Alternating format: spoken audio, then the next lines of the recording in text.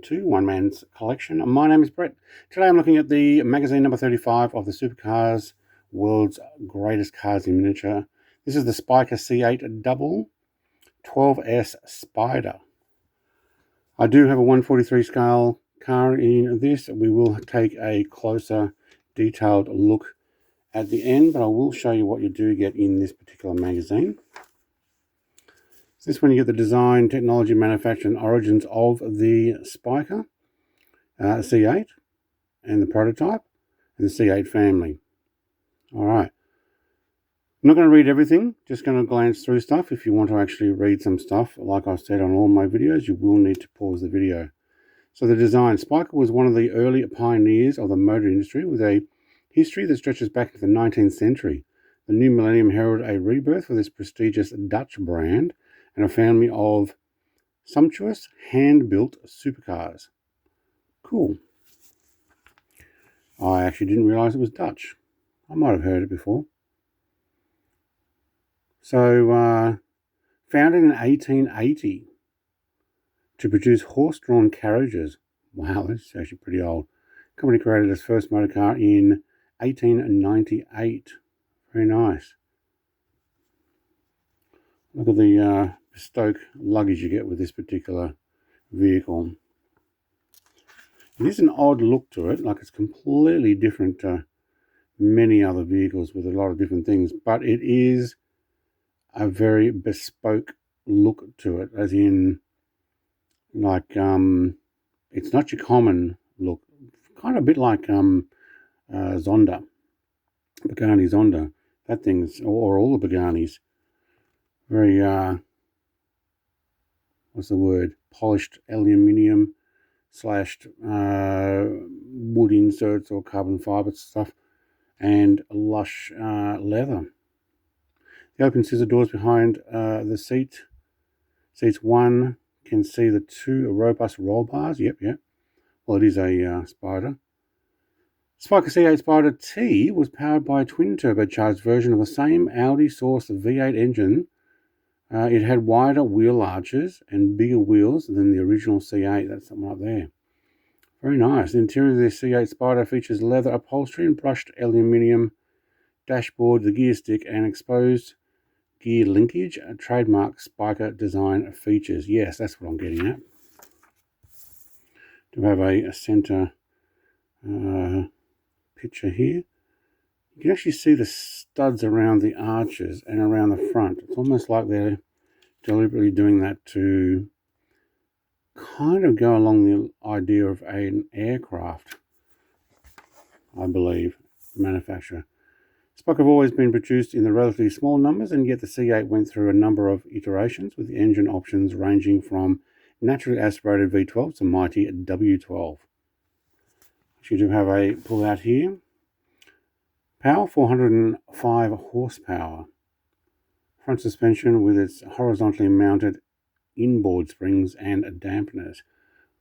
Okay, so you got some that are much larger at the rear, probably for the larger engine. And yeah, okay, so the C8 Spyker compared with the C8 Double 12S.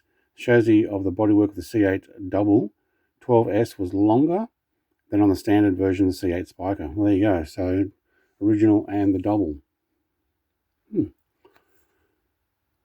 Mid-mounted longitudinally V8 4.172. So I'm guessing rounded up to 4.2 litre. 6-speed, 300 km/h top speed, 405 brake horsepower. That one's got a green interior. Wow, that is a very green interior. High-powered twin turbo, another image of the C8 Spyker T from 2003. Its 4.2 litre twin turbo Audi V8 engine was capable of delivering 532 horsepower. As a result, it was the most powerful car in the series until the more recent version of the C8 Double 12S arrived, could develop more than 620 horsepower. Woohoo.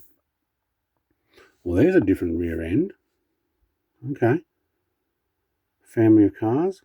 I don't remember seeing that one before. There's your traditional Spyker C8 rear end. The C12 Zagato was produced in the UK, and the Coventry facility belonged to one of Spyker's long-standing trusted partners. Coventry Prototype Panels, now part of the Envisage Group. It took almost 4 weeks of work by a specialist team to produce each of the 24 cars. Is that one there, is it?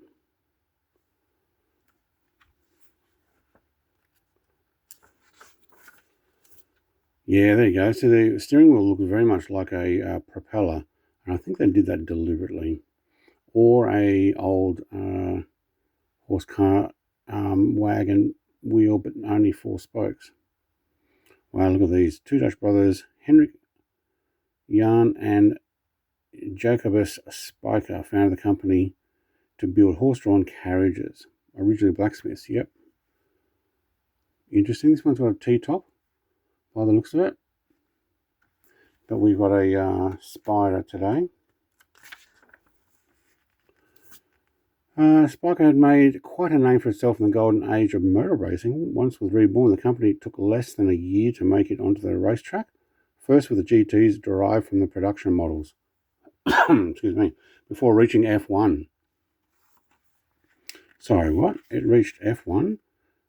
After formally relaunching the Spyker brand in 2000, the founding partners of the new company, Victor Mueller and Martin de Bruin, decided to enter motorsport. In early 2001, the first modern Spyker race car was born, Grand Tour, with a new aluminium chassis and a BMW V8, prepared by Heine Mader Racing Components. I'm not sure I'm pronouncing that correct. C8 Double 12R was based on the Dutch company's core model C8 and was named and was a nod to the historic race car. Yeah. So this one here, the F1 Spyker MF1 from 2006, was originally a Midland and was renamed after the Dutch company took over the team. The engine was a Toyota V8. F1 Spyker. Do you know, I probably I've heard that, but I don't realise it. I'll have to check my Formula 1 car collection and see if I've actually got a Spyker in there. Might actually have that. In 2007, Spyker unveiled its first in-house designed single-seater, the F8 V2 or F87. There's a V2 Roman numerals. Powered by a Ferrari 056 V8 engine, updated in 2006 specifications. The car was designed by the team, led by James Key, and its best result was 8th place in the Japanese Grand Prix with Adrian Sutil. Over the course of the season, other drivers that raced were Christian Albers, Marcus Winkenhock, and Seikon Yamamoto. Well, I don't even know those names. But that is cool. All right, next magazine, number 36. We've got the Pagani Zonda Clinique. Cinque. I don't know how to pronounce that. Cinque. Cinque. I don't know. Followed by the Koenigsegg 1-1 in number 37. We'll have those out in the next couple of weeks. Let's have a look at the die-cast car that we get with this in more detail. I will put it on a turntable so you can have a closer look. I do like how the sides are a nice, shiny, polished look to it. The windows, and obviously it's open. Have a look inside. Brown leather on this one. Got that trademark steering wheel. Looks like a propeller. Even has the mirror hanging from the roof.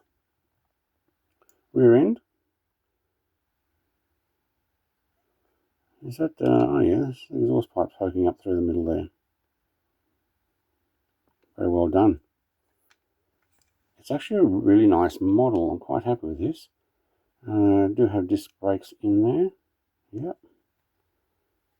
And the front end. The Spyker number plate. And obviously the name and badge on the front there.